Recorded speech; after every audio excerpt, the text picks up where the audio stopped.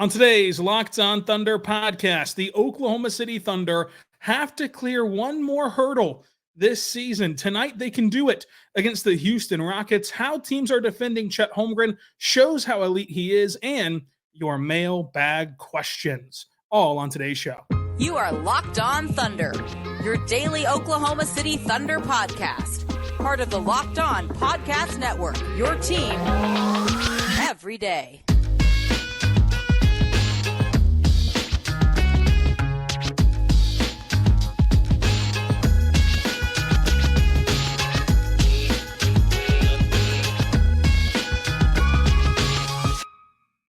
Get it going on the Locked On Thunder podcast, on the Locked On Podcast Network, your team every day. I am your host, media member, and beat writer for InsideTheThunder.com, Rylan Stiles. Follow me on Twitter at Rylan_Stiles. Follow the show on Twitter at LOThunderPod. Email the show, LOThunderPod@gmail.com. On today's show, brought to you by our good friends over at FanDuel. Make every moment more right now. New customers get $150 in bonus bets with the winning of any $5 bet. That's $150 if your bet wins. Go visit fanduel.com/lockedon to get started. We're discussing the hurdle the Thunder can clear tonight against the Houston Rockets. How teams are defending Chet Holmgren is showing how elite that he is and what dynamic he brings to this Thunder offense, and getting to your mailbag questions, some silly, some great. We're going to talk about them all on today's show. Again, the Thunder are in control of the NBA title belt, the Locked On NBA title belt. Shout out Locked On Celtics, John Corrales. So the title belt enters the season with the reigning NBA champion. When they get beat, they pass it on to whoever beat them, and so on and so forth. As you get beat, you hand the title belt over. For example, if the Thunder lose to the Rockets today, the Rockets will now have the title belt. So it goes throughout the season. You see how many times the team wins it. It's a lot of fun. Shout out John Corrales of Locked On Celtics. But that's why you see the title belt up in the top on YouTube. Now, let's talk about this Thunder season and what hurdle they can clear tonight. This has clearly been a phenomenal Thunder season. They've checked a lot of boxes. They've done a lot of things right, pretty much everything right. They've already matched last year's win total. They have 40 wins before 20 losses, solidifying their contention status. But one thing has to change, has to improve for this Thunder team ahead of the postseason, and it can change tonight, and that is their variance of play whenever they deal with awkward start times. Now, to this point in this season, it's been afternoon games. They're 1-3 in afternoon games. However, they did win their last one against Sacramento after the team vehemently expressed that they had to get better in those scenarios. They did just that. But they play at 9 p.m. local time tonight on TNT. That's the cost of doing business of getting a nationally televised game. And you might think to yourself, why is this so important? You only play 4 afternoon games a season out of 82. You only play a couple games like this. You're going to play another one against the Mavericks here in a couple weeks at 9 p.m. Why is this so important? It's so important because despite the fact that the majority of your games happen at 7 p.m. local time, despite that fact, when the games count the most, when the games matter the most, you are playing at awkward start times. In the NBA postseason, when do you see these games take place? On weekends, you can get stuck in the afternoon, and throughout the weekdays, you are constantly competing with other East Coast teams that are going to have to take precedent of starting their games earlier, to where you might start games at 7:30, you might start games at 8, you might start games at 9 o'clock. So the changing of start times is something that this young Thunder team has to become accustomed to and has to take advantage of to get over the next step for them. Now, to their credit, they've done a lot of box checking already. Remember the conversation earlier this season, whenever they gained these massive leads but had to, quote, learn how to win. You reflect upon that game against New Orleans on ESPN where you grow that 20-point lead but then lose the game. Those things happened early on. They haven't happened since. In fact, since then, the Thunder have been really good at growing leads instead of blowing leads and taking care of business and getting wins. You look at this season also, there were stretches where they took lesser opponents for granted and didn't come out with their best punch. You see what they did Friday against Washington, and they blow the Wizards out of the water. So this Thunder team has already done a great job of course correcting. They've already done a good job of taking something that they're not great at and flipping it and making it a point of emphasis and an improvement point for them. But this start time situation is something you have to monitor because in the biggest moments, in the biggest games, it's going to be an issue.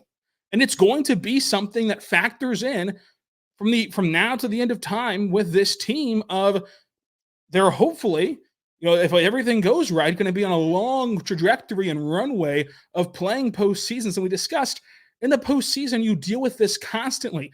Very rarely will you start a game in a status quo normal time. And so, we've talked to Shay and Chet and Mark about this very instance.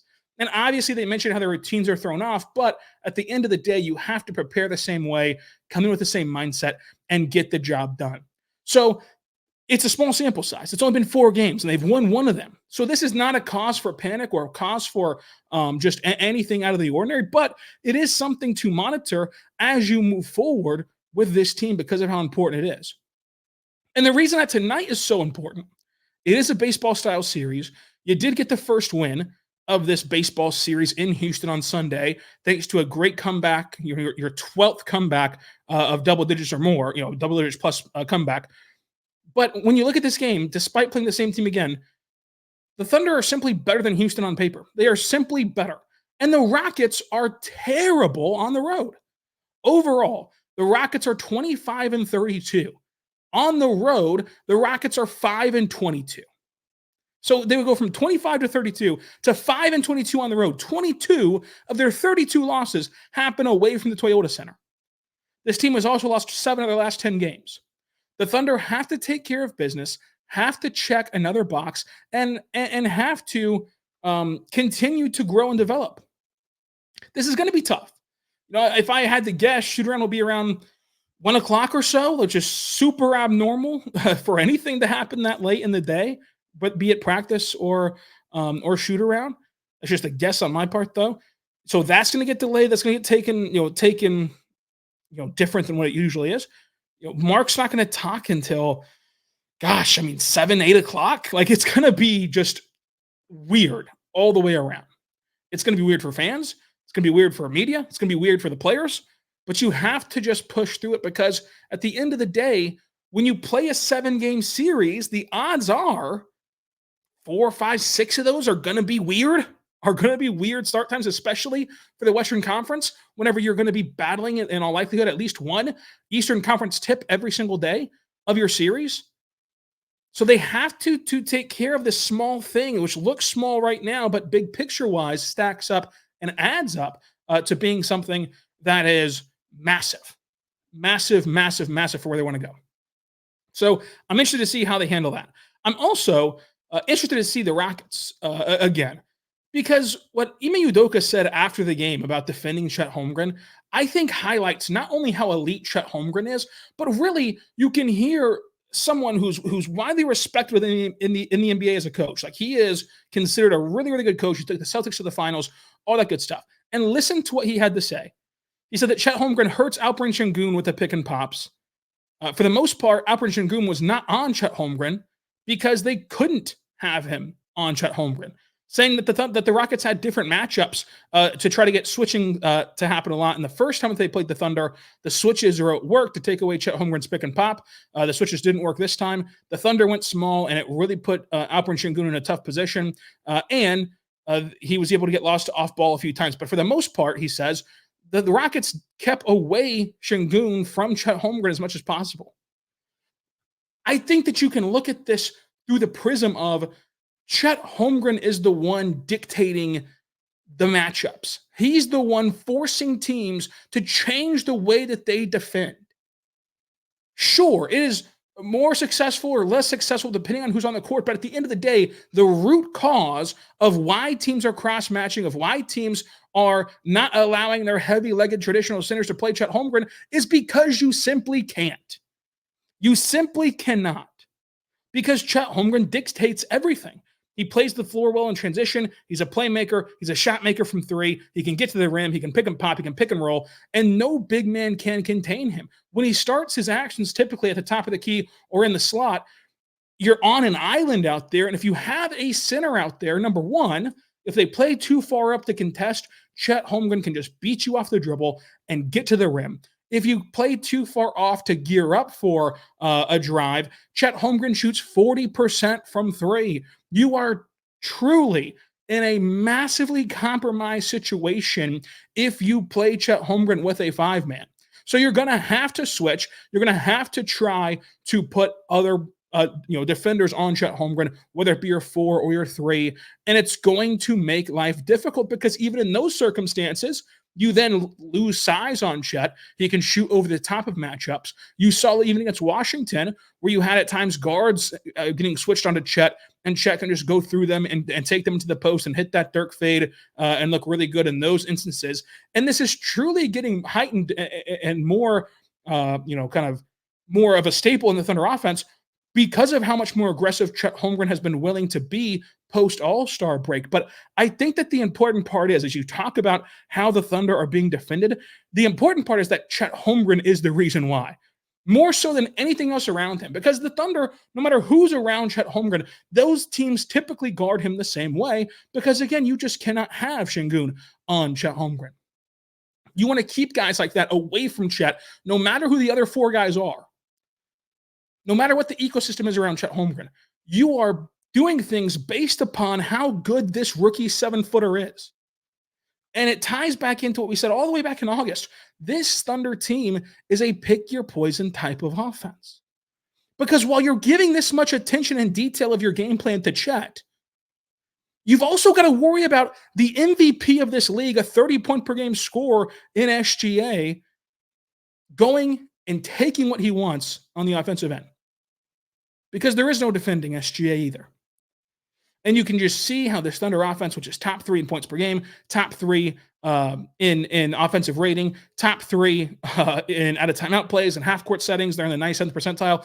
They are just this awesome juggernaut offense with a lot of motion and a lot of fluidity to it because they have guys like Shea, Chet, and Jada. But you see how defenses and matchups are distinctly worried about putting their traditional 5 on Chet Holmgren, that it throws the feng shui of everything else off of what they're doing defensively. And I thought that was really, really interesting from Ime Udoka to highlight why the Rockets did not want Sengun out there defending Chet Holmgren. Because he just can't do it. And typically, centers just can't do it. Let's talk more about your mailbag questions now, shifting over to a mailbag podcast here on Tuesday ahead of the Thunder taking on the Rockets. But first, want to tell you right now about our good friends over at Nissan. Check them out today at NissanUSA.com. Go shop there because are you the kind of driver that likes to push things a little bit further? Ever wonder what adventures could be around the next corner? Our friends over at Nissan have a lineup of SUVs with the capabilities to take you to where your next adventure leads. So go check it out today with the 2024 Nissan Rogue. It's perfect for city drivers who are looking for this great escape. You can check it out today because the 2024 Rogue is the perfect midsize crossover for your next adventure. You can also check out the 2024 Nissan Pathfinder. It has room for up to 8 with their expansive cargo capacity and their advanced availability 4x4 capacity. Check it out today with a 284 horsepower engine and up to 6,000 pounds of towing. It is awesome, and it's a venture for you. The Pathfinder can get you where you want to go and answer the call on your adventure, as well as the 2024 Nissan Armada. It'll make sure that you get there with a full-sized SUV, rugged 4x4 that can seat up to 8 in their first-class luxury style seating. It can tow bigger and explore further with the 2024 Nissan Armada. Take the Nissan Rogue, Pathfinder, or Armada to go find your next adventure at shop.nissanusa.com. That's nissanusa.com, nissanusa.com. We're back on the Locked On Thunder podcast, on the Locked On Podcast Network, your team every day. Thank you so much for making us your first listen every single morning, every single day. We're here for you, talking Thunder basketball. Folks, Locked On has launched the first ever national sports 24/7 streaming channel on YouTube. It's also available on Amazon Fire TV with a new Fire TV channel app. So check it out today. That's Locked On Sports Today, wherever you can get podcasts from, and of course on YouTube and Amazon Fire TV specifically. It's 24/7. It's covering the top stories of the day with our local experts from Locked On, plus the national shows covering every league. So go find Locked On Sports Today, now available for free on Fire TV, and go check out all of that action for you 24/7 a day. Now, let's discuss your mailbag questions and get into the meat and potatoes. Some of these are very funny. Some of these are very serious. We're going to handle it all. Matt Isa says, why does Aaron Wiggins not get much run, more run than he currently does? I think that you've seen Aaron Wiggins' minutes uptick as the season's progressed. I think that you've seen him solidify himself as a staple of the Thunder's rotation because he does so much. You're never going to get me to say that he shouldn't play more. I think that Wiggins should always play more. However, I do think in the recent stretch, Wiggins has played enough. He's played well in his rotational minutes, but Wiggins can just do everything. And I agree that it might, especially when you look at his whole season average, it catches you by surprise that he's not playing more. But I think that he's settling in nicely to his rotational minutes. HTG says, could Chet defeat Bigfoot in a one-on-one contest? So playing Bigfoot one-on-one presents challenges clearly. You're going to go up against someone the likes of which we've truly never seen. And whenever you factor in hair, of course, which can get in your eyes, it can really bloody things up, mess things up a little bit. That's going to be tough. There's still question marks of the wingspan issues with Bigfoot. Some are saying that he's kind of built like a square. Others say that his length and wingspan only heightens his intimidation factor on the court. So you wonder what his shot looks like. Sometimes when you have these long, gangly arms, it's tough to put the ball in the hoop. Chet Holmgren, an elite rim protector, maybe can play off of Bigfoot at times to ensure that he has to shoot. And if you make him shoot, he's likely going to miss. You get the rebound, you go clear it. And then I think that Chet Holmgren, the big thing here of why Chet Holmgren might be able to defeat Bigfoot, even though he's a mythical creature, the likes of which we've never seen. And he is one of the most elite players we've seen in the mythical universe. The thing is, Chet Holmgren has the foot speed to blow past Bigfoot, has the ability to get by him in the low post, and I think that Chet Holmgren has a better shot than him. So all those things are why Chet Holmgren could defeat Bigfoot one-on-one and why we might see that one day, just with science and all. Folk TV says, if both the Rockets and Jazz picks convey this year, could you see OKC trading up to get Cody Williams? Obviously, Cody Williams is someone who this fan base is going to love because of Jalen Williams, because he plays very similar to Jalen Williams from Santa Clara, and he's a really good player. I think he's the best player in this draft. Looking at him, independent, because he's an independent person of Jalen Williams, he is the best player in this draft for my money. I've wrote about him for draftdigest.com. You can go read that if you would like. But the thing about draft day trades, we always look at the Thunder and have been doing this since the Thunder have began their rebuild. And we look at them and say, well, they have all these future picks. They can just give this Godfather offer and they can trade for anyone that they want. The thing with draft day trades is it's less about overwhelming teams and more about delivering what teams want. So I flash you back to the 21 draft. The Thunder fell to pick 6 in the lottery. That was the cutoff of you can no longer trade up no matter what you have in the future because you can no longer give somebody their guy in a 4 to 5 player draft. I flash you back to the Luka Trae Young draft. The Mavericks really wanted Luka. The Hawks really wanted Trae Young, but understood that pick 3 was a little rich to take Trae Young, but pick 5 with an additional asset was a great place to take Trae Young. So they swapped picks because the Mavericks got who they wanted and the Hawks got who they wanted. So typically it's hard to climb up these draft boards, especially near the top, because the differential between the players are so wide. Where things come into play this year is that this is viewed as a really bad draft. And when I say bad draft, I think that there's a lot of quality role players and players who can help NBA teams. However, at the top, there lacks consensus. I've heard that you can look at NBA boards, this year from people inside the NBA, and you can see that one team has a completely different top 5 than the other team. It's typically not that dramatic, right? You might shuffle some names around in the top 5. You might have some preferences of your top 5 or 6 prospects, but typically they're all the same names, usually. Not the case this year.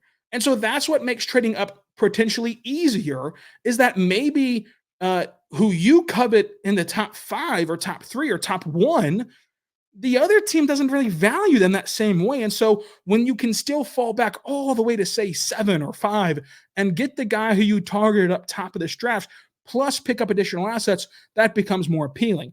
Also, there's a lot of teams who potentially will pick at the top of this draft, depending on how the lottery shakes out, and are strapped for future draft assets. And in a draft that is not a Wembanyama, it's not a Cade Cunningham, it's not a top guy like Zion, it's not a top guy in this draft that you just have to have at 1. The benefit of reloading your future assets for a team that's kind of far away from competing versus getting the confused upon number 1, which is right now not solidified, but I think by the time the draft gets here, after the combine, after pre-draft workouts, it will be Cody Williams. But right now it's not solidified. Whenever you have a draft like this, maybe you're more inclined to make deals. I just think that at times we forget what the formula is for draft day trades. It's not just simply overwhelming teams with draft picks. But yeah, I think that the Thunder, if they see the Rockets and Jazz pick convey, if they end up having 2 lottery picks, they're going to be very aggressive in pursuing opportunities. They have to be, and they will be. At Draft Picks says, of all the guys currently on the Thunder, who do you think that you can see being a lifelong Thunder player, such as Nick Collison, who spent their career in OKC and takes on that role in the organization? He says that he wants to see Lou Dort because he would love that, but naturally and realistically could see Chet and Kenrich Williams. Yeah, I mean, I think that the easy answer right now has to be Kenrich Williams, because he had opportunities to be traded legitimately at the last few deadlines to contenders, and he's made a very, very, very clear point that this is where he wants to be. This is where he's comfortable. This is what feels like home to him, being so close to Waco and having similar vibes to the places in Texas that he has lived. So I think that you could see him, especially as the team upticks, especially as someone who's been dubbed a culture setter and someone who grabs you by the shirt collar and gets you back on the right track. As you see those things play out with Kenrich Williams, and the roster now sits at 18 guys whenever you include two-ways. Right now, the Thunder have an open roster spot. Thinking about the roster crunch, thinking about all these doomsday scenarios of how many picks the Thunder have and everything else. At the end of the day, the 18th spot on the roster is still not going to be a massive, massive, massive contributor.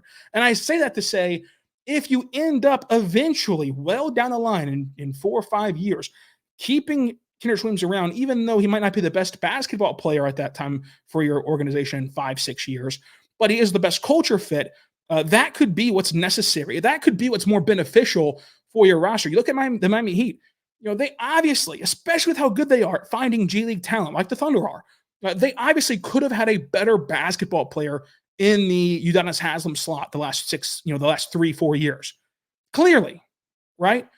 But how much of an upgrade is it if you get 3% better basketball-wise, but you get 100 times worse culturally and 100 times worse leadership-wise as you're trying to keep teams together? The longer you play, the longer your seasons are, the more adversity will strike, the more, look, it's just natural, right? Like, eventually, it's all love and roses right now, but even if you spent with your very best friend in the world, if you spent 6 straight years with them for 300 out of the 365 days with them, you are going to get tired of them, even if you love them to the end of the earth and they're their very, very, very best friend. So to have a guy who, in those moments when things get heated, can bring everyone together and sing Kumbaya is more important than a guy who off the bench might play some scrappy defense and hit a couple corner threes in the 3 minutes you give him a game. So I think that that's why, because of what his actions have already shown to this point, and because of who he is as a player, I have to lean Kenrich Williams as a guy who will be the next Mr. Thunder. Coming up, we're going to talk more about your mailbag questions. A lot to get through, which we will continue to do coming up. But first, what I'd say right now, my good friends over at BetterHelp. Check them out today at BetterHelp, because they're there for you to provide you with the gloriful and glorious things about therapy. BetterHelp is awesome. And whenever you go there right now, you can check them out, because sometimes we all need that opportunity to get something off of our chest, big or small. Certain things can really help you, and it can really start you out. And it's important to let those things out whenever they stir you up and whenever they fester inside you. And the best, outlet often to let those things out is someone who's unbiased in your life. It's somebody who can look at a situation after you kind of spew out what's happened and evaluate it rationally and unbiasedly. And so today, I think that if you have something that's weighing on you, you can go to BetterHelp and get some help from their licensed therapist. Whenever you look at BetterHelp, the most wonderful thing about it to me personally is that everyone's busy, right? You're busy with your career. You're going all in on your career. You still have your family obligations, your friendships. Like you want to keep your everything in line, right? And it can at times feel overwhelming. At times it can feel like there's not enough hours in the day. And so when you think about trying to go to therapy, you think, I just don't have enough time. I don't have enough time. I can't do it. I can't carve out the lane to find a way to this brick and mortar building during my workflow, during my day, before it closes to get therapy. The beautiful thing about BetterHelp and why it can help you so much is that it's completely online. It is completely around your schedule, day or night. So you go and you fill out this questionnaire and they match you with a licensed therapist that can help you. And if you don't vibe with that therapist, you can just go and re-rack it and get a new therapist until you find the one that clicks for you. And then away you go with the wonders of therapy at BetterHelp. It's entirely online, designed to fix and designed to fit your flexible schedule, and it's suited for you. That's betterhelp.com/lockedonnba to get 10% off your first month. That's betterhelp, HELP.com/lockedonnba.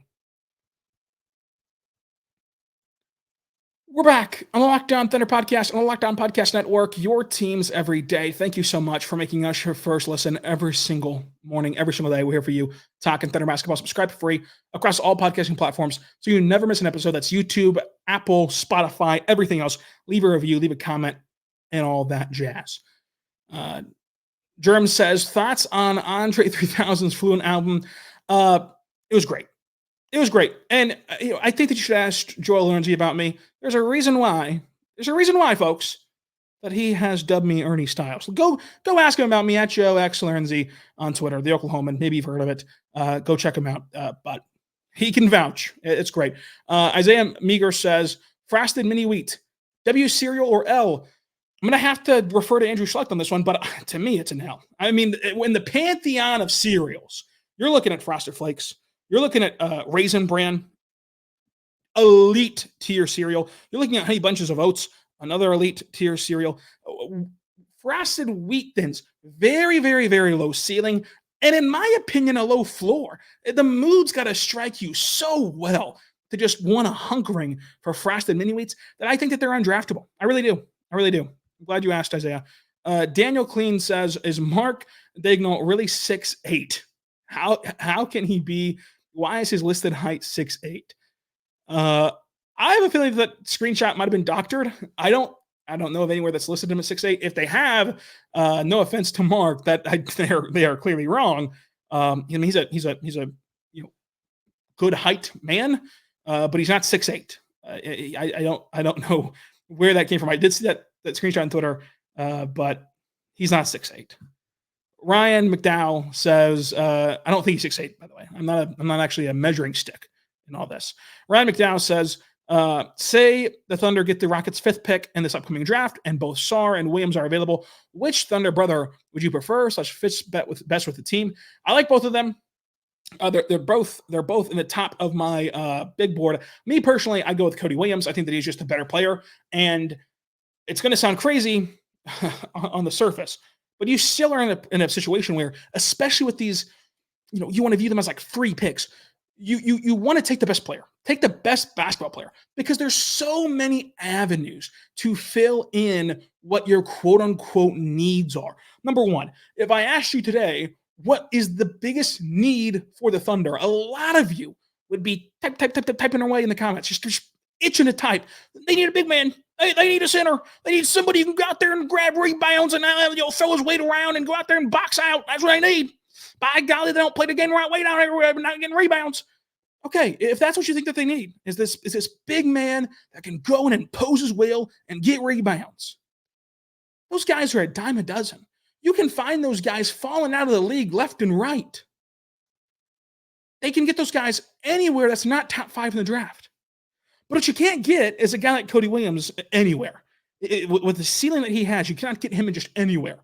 You cannot get him, for a second-round pick at the trade deadline which you can get those other things with. And I don't think that the Thunder actually need a traditional big man. I just don't. I think that that style of play would directly conflict with what's made them so successful to this point. But again, that's one of those shining needs that people would talk about all off season. Those things are so easy to get that I don't go into this draft thinking the Thunder have to get this big man like a robot. I'm thinking the Thunder need to get the best player because things are going to happen, right? Things are unforeseen. Free agency happens, paying guys happens, trades happen. You're eventually going to, need reinforcements, and what Cody Williams can provide if you are so fortunate to be in that range to draft him, which again, I think that when the dust settles, he'll probably be the top pick in the draft. You take that guy, no matter what your quote unquote needs are. Josh says, why did OKC dump Trey Mann for virtually nothing when they knew he was a good player? And number one, I would push back on nothing. I think that Gordon Hayward is going to be a vastly important piece for this rotation and a massive upgrade to Trey Mann. Number two, fit is what matters the most in the NBA. And you hear that all around the league. Trey Mann, everyone knew he's a good player. Media, fans, the organization. Everyone knew he's a good basketball player. Very good basketball player. He's not a good fit for the Thunder, right? He's not a good fit for what the Thunder are trying to accomplish. Strategically, schematically. He's a great guy, great vibes guy, great teammate.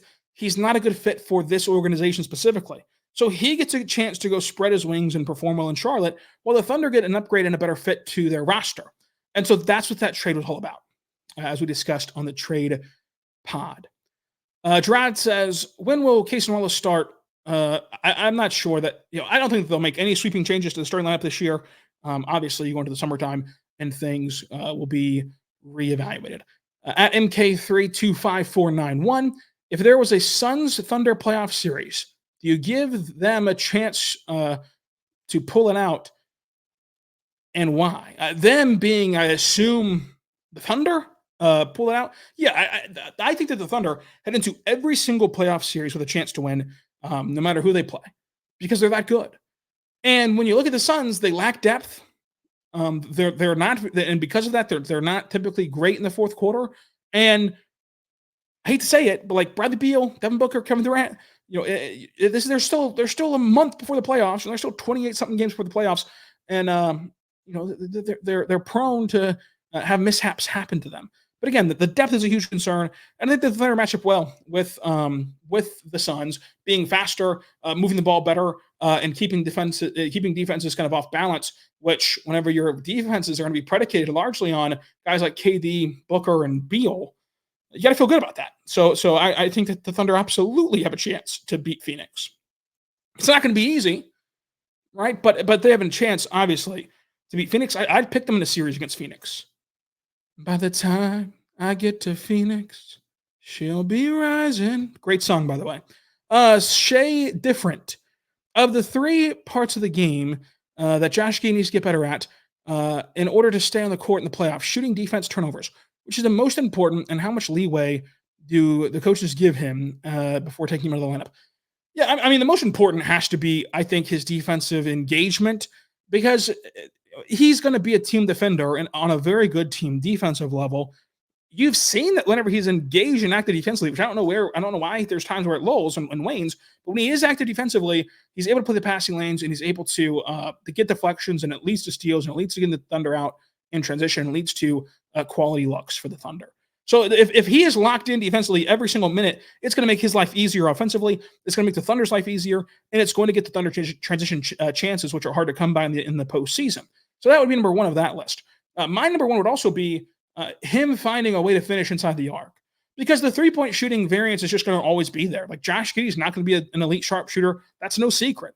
So if he has the thing is, if he has a 7-game series and he has 2 games where he shoots lights out from 3, 2 games where he shoots really well from inside the arc, and then a game where he's just meh shooting, that's going to be enough, right? Because you get the 2 great games from shooting behind the arc, you get the 2 really good finishing games. If you can build on that sustained, and grow on that inside the arc finishing, on cuts, on drives, in the pick and roll opportunities, if you do those things well, it makes and shifts the game a little bit. So I think that that'll be important as well. But defensively, of those three things, I think will be most important.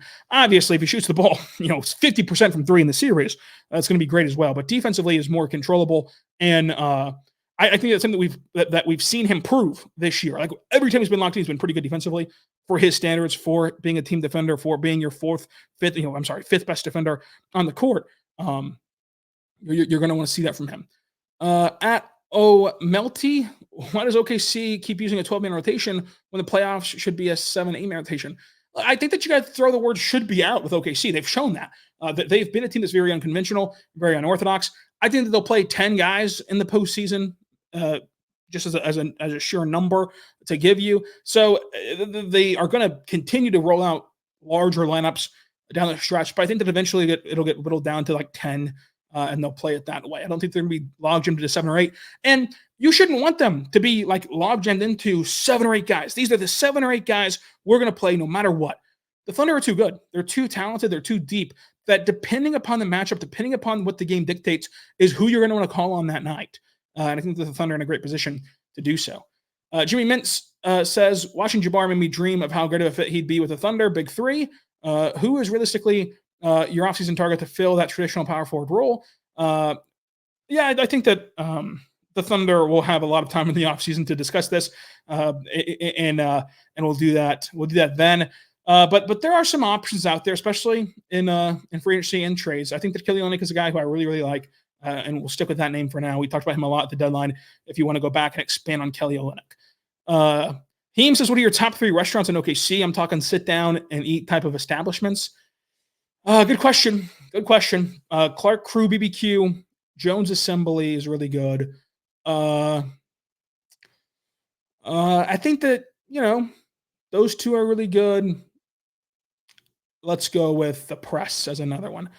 Thoughts on Beyonce's country experiment? Love it. This ain't Texas, baby. It's not. It's Oklahoma. So it's great. I think that it sounds really good. It's really catchy as well. I know that country purists are very much against it, but what aren't they against? Honestly, I think it's good. I think it's a catchy little song, catchy little tune, if you will. Cody says, what's your favorite in-game, in-person moment that you've ever witnessed in sports? Oh, man. I mean, getting to be there for Dame becoming the all-time leader in franchise history of points for the Blazers was really cool, especially because, the Thunder ended up hitting a buzzer beater. It was a great game on top of a great accomplishment. I was at the Thunder 25-point comeback win against the Jazz in the playoffs. That wasn't really – it ended up not being a cool thing because they lost the series, but it was still really cool to be there. I was also at this random White Sox-Royals game where the White Sox collapse and the Royals had their biggest comeback in franchise history, but Eibner shot one to right to get the win. That was really cool. But there's been some really cool games and really cool things to be a part of. Obviously, 2 All-Stars, which have been 2 of the worst All-Stars, but still, it's awesome to be at the All-Star weekend and All-Star game and be around all those great players. But yeah, I would say either 25-point comeback or Dame setting that franchise record, because I don't really know how many more times in NBA history that the all-time franchise leading scorer will be topped with the player movement nowadays until that kind of swings back around the opposite way.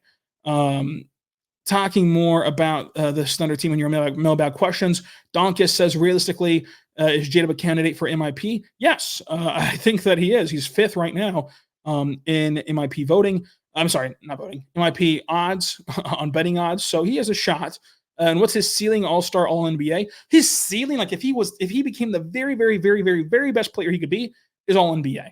Now, granted, most players do not hit their top 1 percentile ceiling. That's just the fact. So, like, it is All-NBA, but, like, to get there, he'd have to continue to progress at this clip that he's progressing at right now. Blake says, one album to take with you to a desert island forever? Oh, that's very tough. Working Man's Dead by the Grateful Dead would be one I think of instantly. However, I would have to battle between that and Elvis. It would depend what qualifies as an album, though. Working Man's Dead is a traditional, like, there's a true album. So that I think that fits the letter of the law more clearly. But if I can get like Elvis's number 1 hits album, right, which is technically an album, then I take that one. But it's not in the spirit of the question. So I'll take Working Man's Dead by the Grateful Dead. Twice Guys says, do you drink? If so, what's your favorite beer? I do consume a few bevies every now and then, and it's typically Michelob Ultra. Although I'm not sure if I've said this, but I went out with Joe Mazzato and Joel and everyone, and got a couple PBRs. Sneaky good little PBR action. But yeah, typically 99.999% of the time, I'm a Mickey Ultra man. Michelob Ultra is the way to go. But I have dabbled in other things. I've typically stayed true to beer. I have not really dabbled at all, hardly into anything but. But yeah, Michelob Ultra is for me. I don't really drink often. It's more of a social setting type of deal, or like a big game or something. But Mickey Ultra. We'll talk about your mailbag questions. There's a lot of them. We have another off day coming up to talk about these. We're going to save some of them for then. But why did Chet Holmgren go Abe Lincoln for 2 weeks whenever he could have pulled off a stash all along? I'm not in the business of judging another person's facial hair habits. I think that sometimes you just want to mix it up. Sometimes you want to go shaven. Sometimes you want to go not shaven. I still battle back and forth if I'm a mustache guy or not. We'll see. Leave a subscription anywhere you get your podcast from, including on YouTube. Follow me on Twitter at Ryland_Styles, and enjoy this podcast as you have a long wait time until the 9 p.m. tip. We'll be back after that game to recap the Houston Rockets in OKC Thunder contest. And until then, be good and be good to one.